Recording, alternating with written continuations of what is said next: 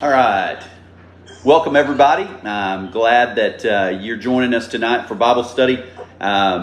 We are waiting on a couple more people to get on Zoom, and then also doing Facebook on a couple of different accounts. And so let's start tonight with a word of prayer. So would you pray with me? Dear Lord, thank you so much for this evening, and we ask that you'd bless our time together, that you'd explain the Bible to us, that you'd prepare us to receive it. That means please forgive us of our sins, put us in right relationship with you, and let it motivate us to be the people of God in this world, Lord. Help us to be fruitful for you. In Jesus' name, amen. All right, so Jill and Selah are out tonight.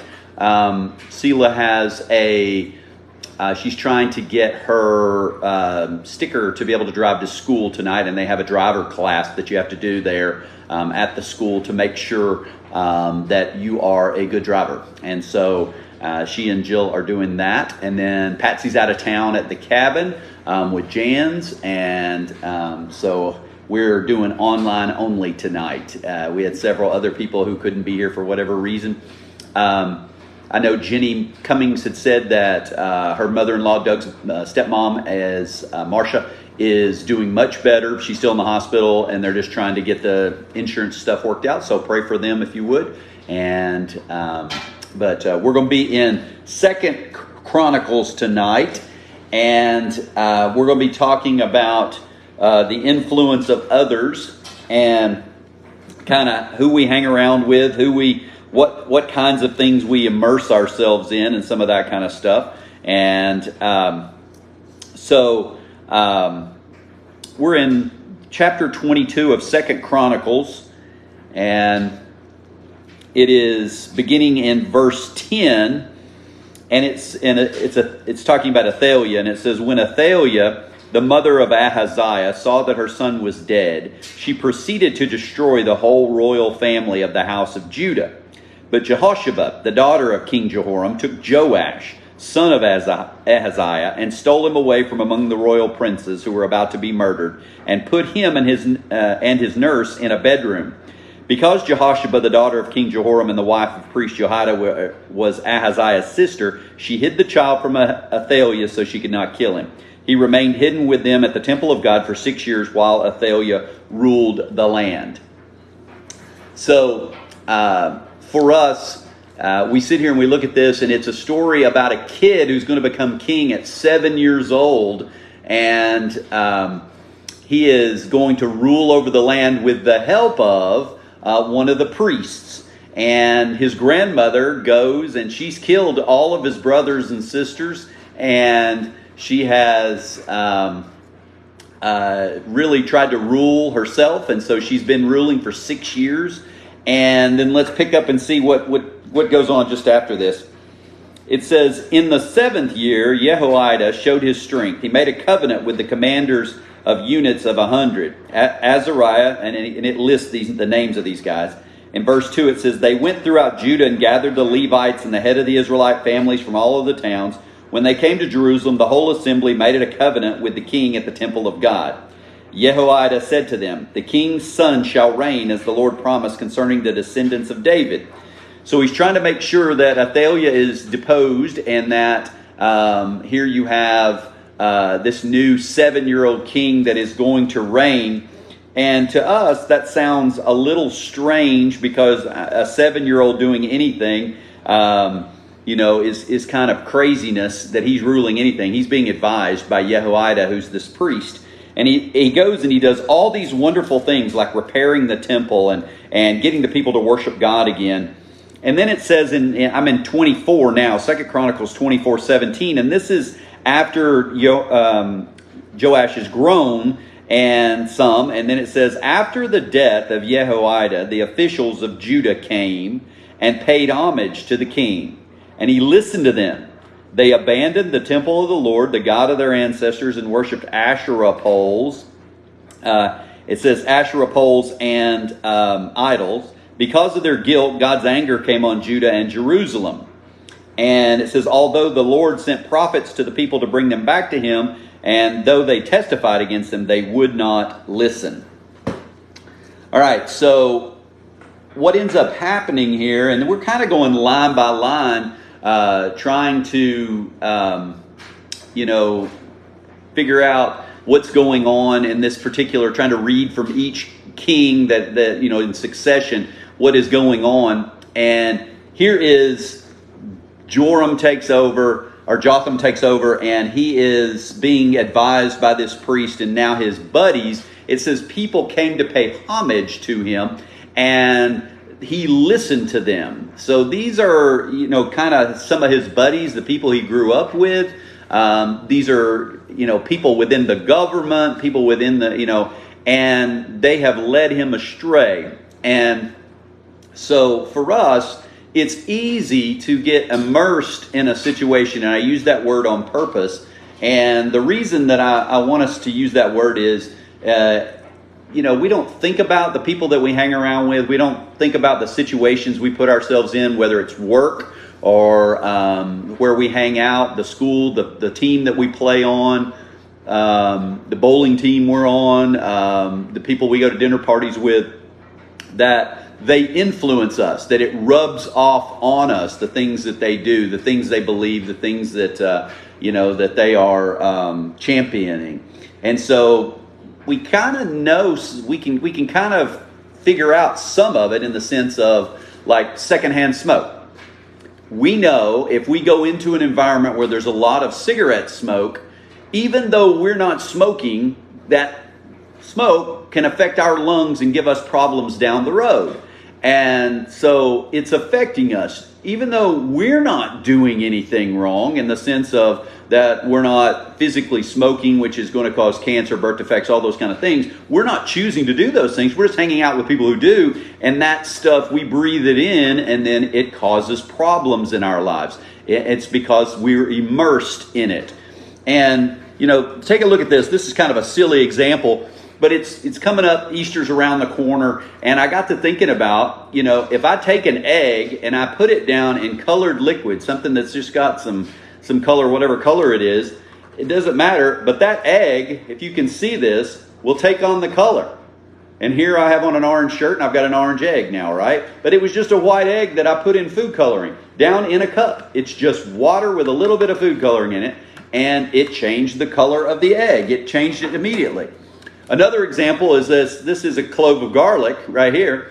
And if you go and you eat at a really good Italian restaurant, and there are people cooking, or you go to a dinner party and someone's cooking this fine Italian meal, what ends up happening is you can pick up that smell. Even if you don't eat anything but salad, you can come out of there, and you do come out of there smelling like garlic. We've all done it, whether we've been at the Olive Garden or wherever you choose to go. But the garlic smell is kind of attached to you when you leave there, even if you didn't have something with garlic in it. And so we can see that if we take some chicken and, just like chicken breast or chicken thighs or something, and we use a word, and it's not called immerse, we actually take that chicken and we marinate it. And so we put that chicken in something, a bowl, and then we'll put something over the top of it, like it would be, some kind of wine, or we might use some kind of teriyaki sauce or Worcestershire sauce or whatever it might be. And we put that chicken in it, and if we leave it in there overnight, or sometimes even longer, it doesn't have to be, but I usually just marinate something for 3 or 4 hours.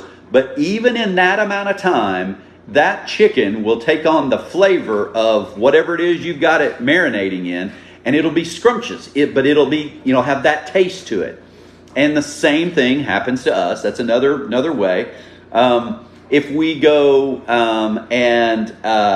we are influenced by people, the people that we hang around with. When we immerse ourselves in a situation. Let me give you a couple of humorous examples. One is I played high school baseball at Farragut High School in Knoxville, and Farragut has a really good baseball program, and they go to the state tournament almost every year. And when they go, their team, and they'll take 20 players or more, but when they go, they all dye their hair bleached white, every single one of them. They look like the biggest bunch of goobers out there that you have ever seen in your life, but they are enjoying it. It makes the game fun for them, makes them stand out, I guess. But they all do it. Not just 1, 2, 5, 10. It's all of them. They all go do this. Just like some football teams will all shave their heads before they go into two-a-days or go into the season, for practicing sake and all that, which makes sense to a degree, more so than dyeing your hair. Well, even more stupid, what we did when I was in high school, and we went to the state tournament when I was a sophomore, is that we would, I have no idea where it came from, not a clue at all, but we would wear really long boxer shorts that hung down below our shorts. So we had those like 80s shorts on that were very short, you know what I mean? But we had boxer shorts on underneath them that would be longer than that. And so you had about 2 or 3 inches of boxer shorts on each leg that were hanging down below your shorts. And we walked around like that, like idiots. And so we would go all over Knoxville, and it didn't seem to surprise people at all that we were wearing stuff like that in Knoxville. I mean, because, they just said, oh, they're East Tennessee Hicks, whatever. But my cousin was getting married, and so we drove to Chicago, and so we're going in the middle of summer, and so I've got on shorts. I'm an only child. I'm riding with my mom and dad. I'm in high school. And so I've got on a pair of shorts, and I've got these plaid boxer shorts on that are hanging down, almost to my knees as well. And we walk into a Cracker Barrel, and every single person in this Cracker Barrel, we were in the middle of Indiana, where we were, northern Indiana. And everybody's like, and they just watched me walk through the room, and they're like, that boy's underwear is hanging down outside of his shorts. But every single player on our team, every single team at our school, they all did silly stuff like that, and it would stand out. But it's the influence of others on us. It wasn't my idea to go, it would be cool, but I did it, just like all my other friends, whether we want to call that peer pressure or whatever. It's still part of that being immersed in a certain culture, or the marinating effect that goes on with being in the midst of a group of some sort.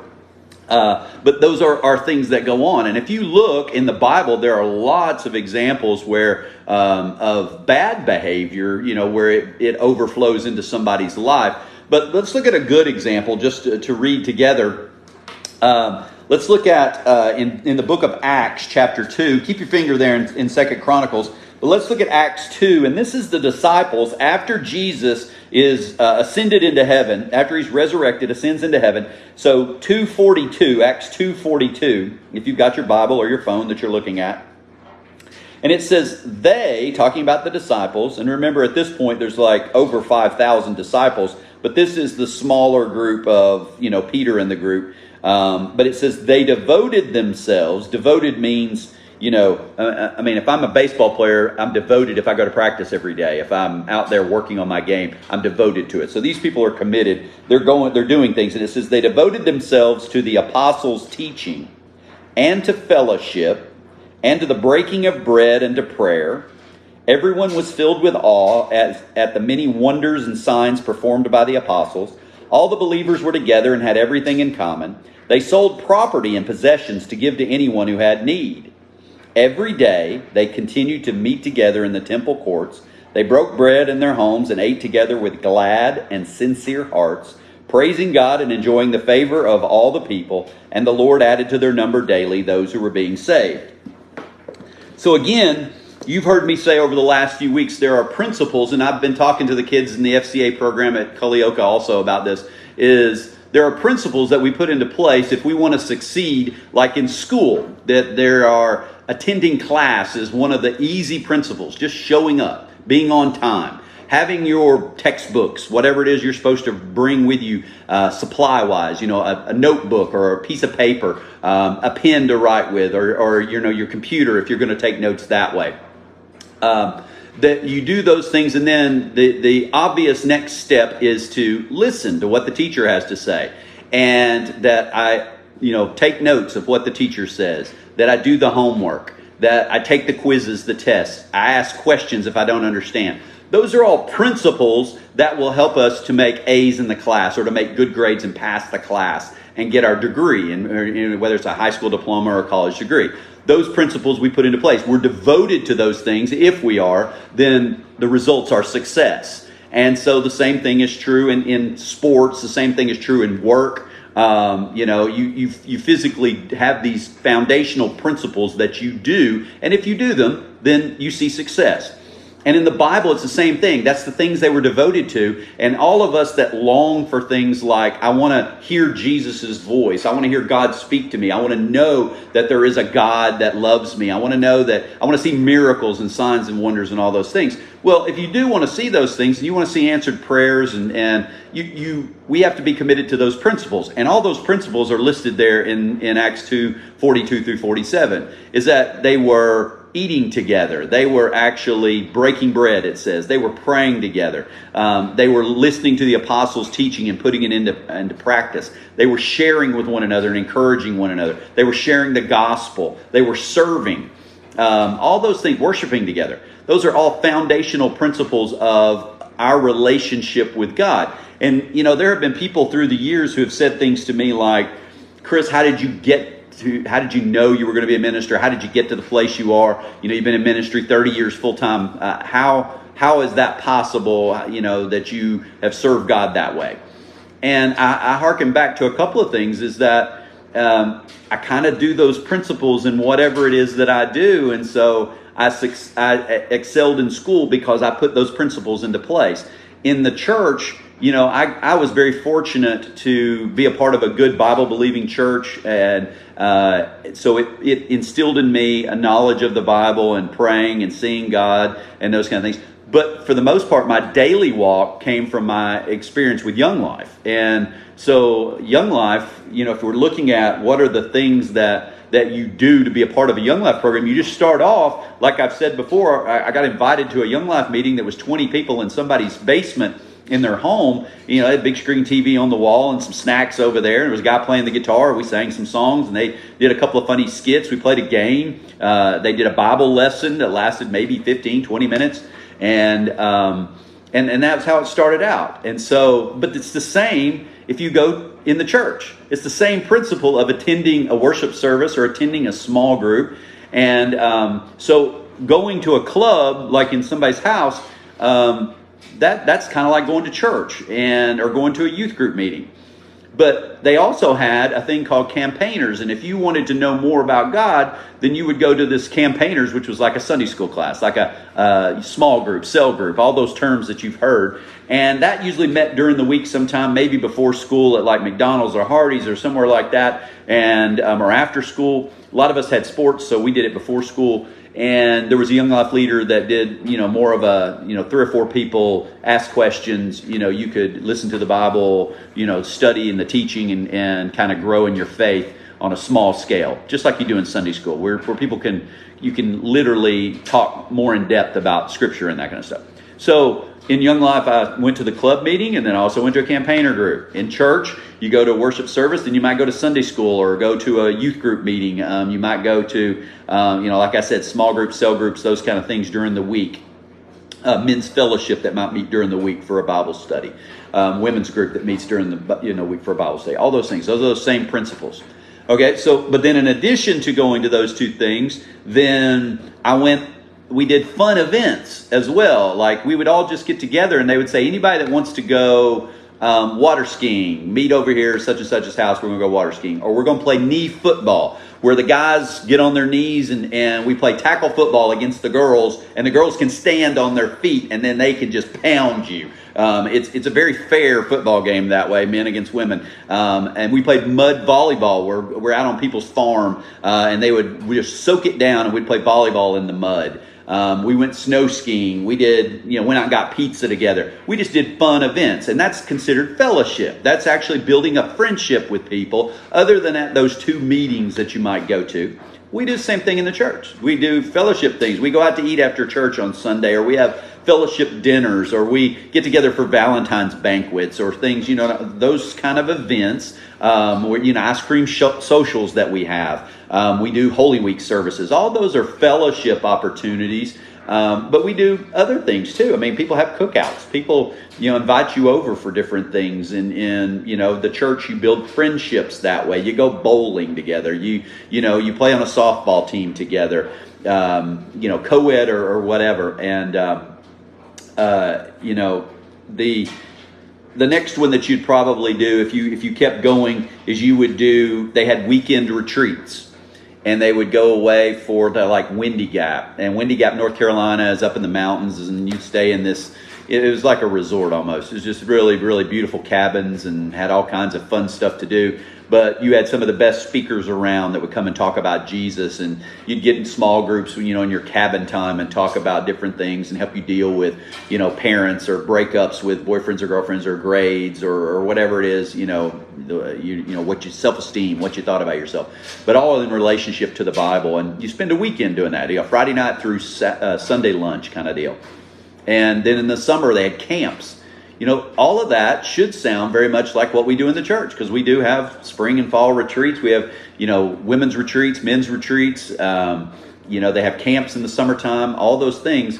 And, I went to Frontier Ranch in Buena Vista, Colorado, and got to go up Pikes Peak and got to do all kinds of, like I've said, I shared with you going on a horseback ride and doing a sunrise breakfast there, and just all the wonderful things associated with that. But I also got to hear probably some of the best speakers in the United States who came and spoke at that from all different denominations, and it was phenomenal, and it transformed me in terms of my hunger and thirst and seeking after the Lord. And if I had not gone to Frontier Ranch, I probably would not be in the ministry today.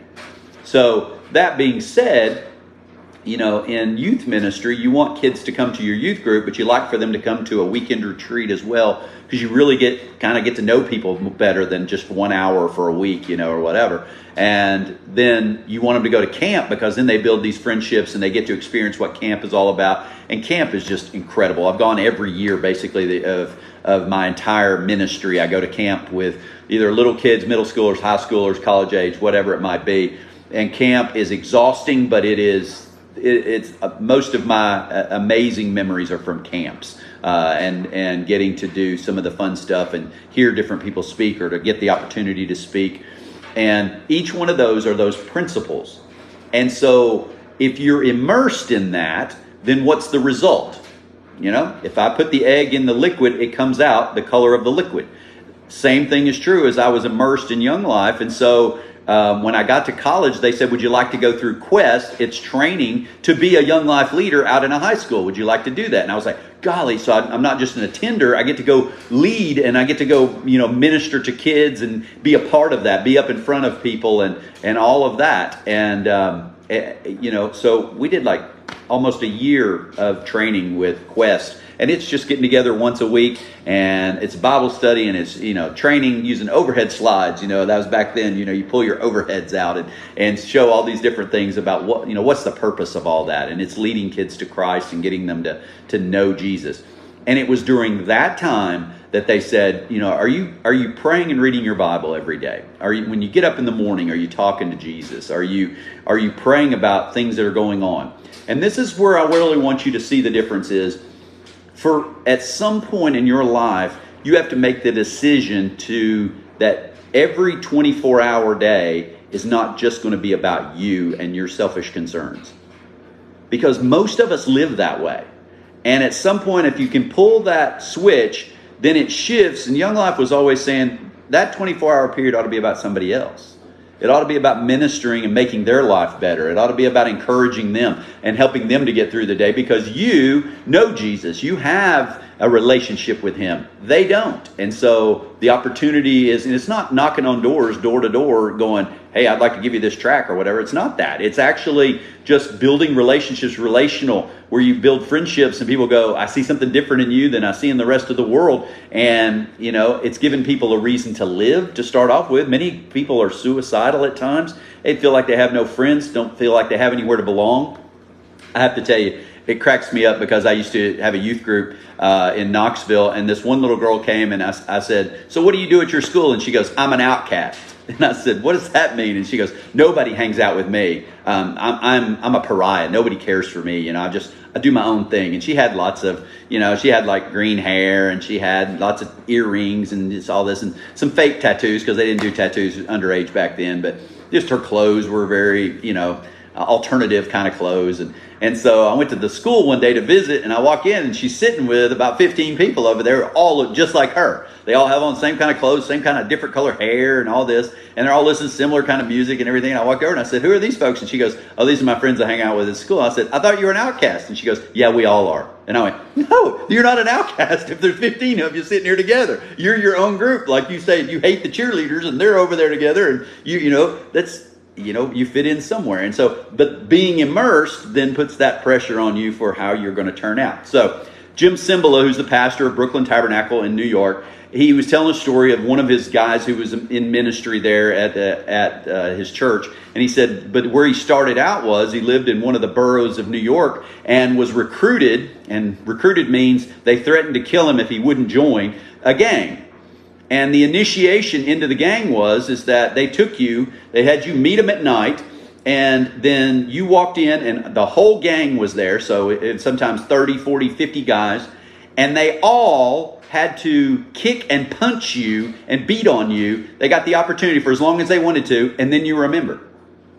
So every single person, whether you wanted to or not, you had to go to the new guy and punch him somewhere really hard. And you couldn't just go, because then everybody would turn on you and then, beat you up. So everybody's giving him, the best shot they can give him and the best kick they can give him. And then you're initiated in. And of course you're beaten to a pulp and bleeding and bruised and all this stuff. But you're immersed in that culture. And so he said there were times where he said we would meet and we would go steal. We would rob a local corner store or whatever. Or we would go fight another gang and we'd get baseball bats and guns and whatever else, and we would go fight. We'd have knives. And he said there were plenty of times he came home and he was bleeding and cut and shot and everything. And so he said it wasn't until I got out of that culture that I could make changes, because I was so immersed in it, so marinated in it, that everything I did had to be in line with that group and was the things that group did. It caused those results.